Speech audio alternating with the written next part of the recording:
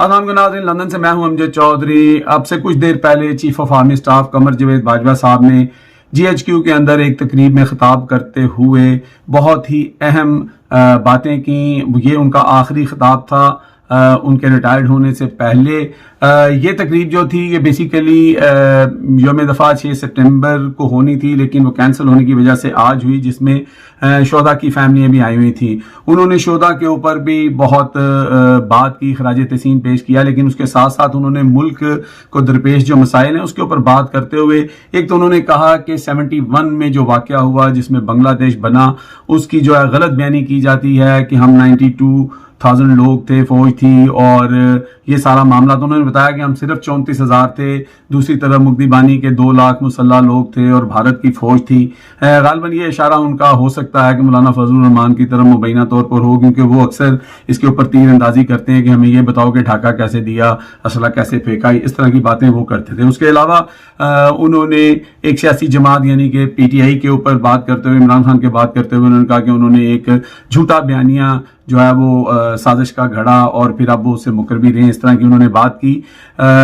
उसके साथ साथ उन्होंने कहा कि हमने अपने दोस्त ममालिक से कर्जा लेके दिया और हमने जो है रेकोडेक का मसला हल करवा के दिया, और इसी तरह के दीगर मामला। उन्होंने कहा कि जहां भी पाकिस्तान को जरूरत पड़ी, फौज जो है वो पाकिस्तान की अवाम और पाकिस्तान के साथ शाना बिशाना थी। इसमें कोई दो राय नहीं है कि पाकिस्तानी फौज जो है वो एक प्रोफेशनल फौज है और वो उसने हमेशा पाकिस्तानियों की खिदमत की है। इसके साथ साथ उन्होंने एक और बहुत अहम नुक्ता उठाया। उन्होंने कहा कि इस फरवरी से फौज ने ये डिसाइड किया कि वो किसी किस्म की जो सियासत है उसमें मुदाखलत नहीं करेगी। अब सवाल यहाँ पे ये पैदा होता है कि क्या इस फरवरी से पहले फौज जो है वो मुदाखलत कर रही थी, और अगर कर रही थी तो किस बुनियाद पर कर रही थी। और दूसरी बात ये है कि अगर फौज मुदाखलत अब नहीं कर रही थी तो पाकिस्तान में ये भी बता देते कि लोगों को नंगा कौन कर रहा है, लोगों पे तशद्दुद कौन कर रहा है, सहाफ़ी किसके डर से मुल्क से भाग रहे हैं। फिर उन्होंने जो इमरान खान के बारे में बात की कि वो जो साइफर है वो झूठा है, तो पहली बात तो ये है कि जाने से पहले एक इंक्वायरी होल्ड करवा दें, उसका दूध का दूध पानी का पानी करवा दें। वो तो सुप्रीम कोर्ट में साइफर पड़ा हुआ है, तो आवाम को पता लग जाएगा कि इमरान खान झूठ बोल रहे थे।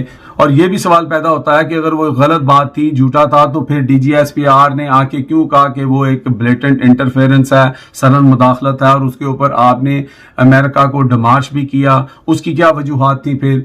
तो इसी तरह यह भी बता दिया जाता है कि इस वक्त जो मुल्क की हालत है, जो हम बिल्कुल डिफॉल्ट के धाने पे खड़े हैं, उसका कौन जिम्मेदार है, वो कैसे हो गया, इसके ऊपर भी थोड़ी रोशनी डाल देते। और ख़ास तौर पर जो इमरान खान के ऊपर जो कातलाना हमला हुआ, जिसको मजहबी मनाफरत की तरफ जो है वो डाला जा रहा था, तो वो मजहबी मनाफरत कैसे पैदा हुई, कैसे PTV एक नेशनल TV था और उसके ऊपर इमरान खान के ख़िलाफ़ तौहीन मज़हब की एक वीडियो चलाई गई, और उसको क्यों कर ना रोका गया और उस पर क्यों कर बात ना की गई। ये वो सवाल आते हैं। इसके अलावा आप देख रहे हैं कि उनकी कुछ तस्वीरें भी हैं जिसमें वो थोड़े उदास भी नज़र आ रहे हैं। तो 6 साल की सर्विस के बाद जब बंदा अपनी ड्यूटी से जाने लगता है तो उदास तो होता है।